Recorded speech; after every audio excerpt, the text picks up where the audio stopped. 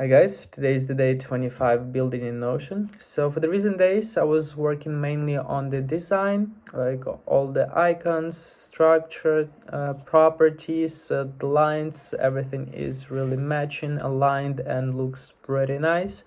Also today I added the project management template just to have all my projects in one place, manage them, add data, check statuses, and just to have everything organized nicely. And also it's in the monthly focus section. So basically you open monthly focus and then you have your projects and break down those projects to different tasks, which I think is really convenient.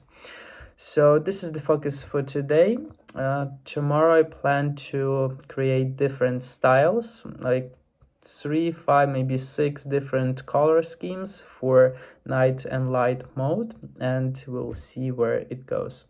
This is the video for today. Thank you and see you tomorrow.